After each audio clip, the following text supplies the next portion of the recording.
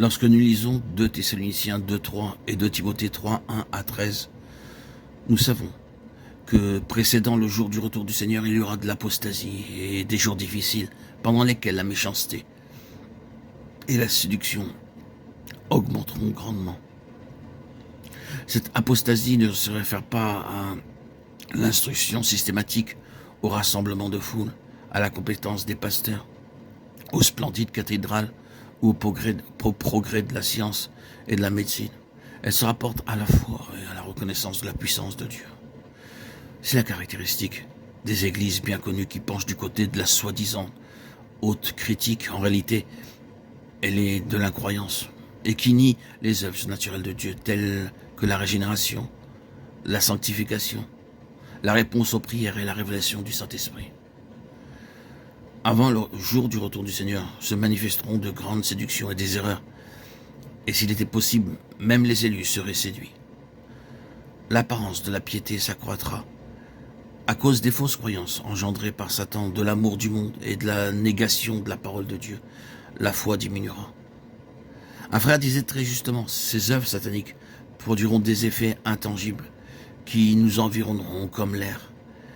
Elles manifesteront la forme extérieure de la piété, mais seront remplies d'esprits méchants et de la tristesse de l'Hadès. Ces esprits méchants feront tout leur possible pour faire du mal, pour induire en erreur et pour oppresser les enfants de Dieu. Ils attaqueront notre corps, étoufferont notre volonté et engourdiront nos pensées.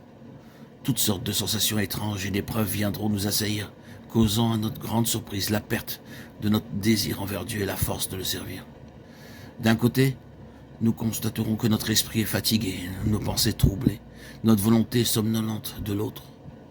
Nous aimerions étrangement les plaisirs et les habitudes du monde en convoitant les choses interdites par Dieu. Nous perdrons la liberté et la puissance pour annoncer la parole de Dieu. Nous ne pourrons pas nous concentrer en écoutant des messages.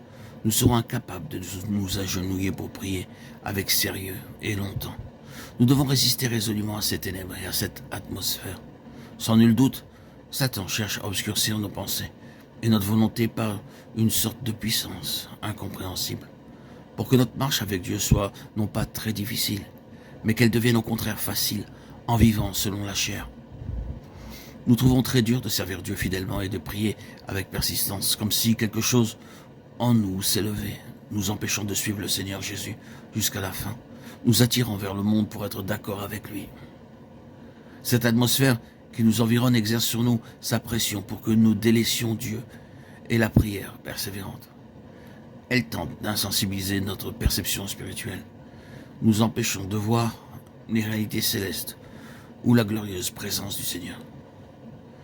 C'est ainsi que nous négligerons facilement la communion avec Dieu et nous nous sentirons à peine capables de nous maintenir en sa présence.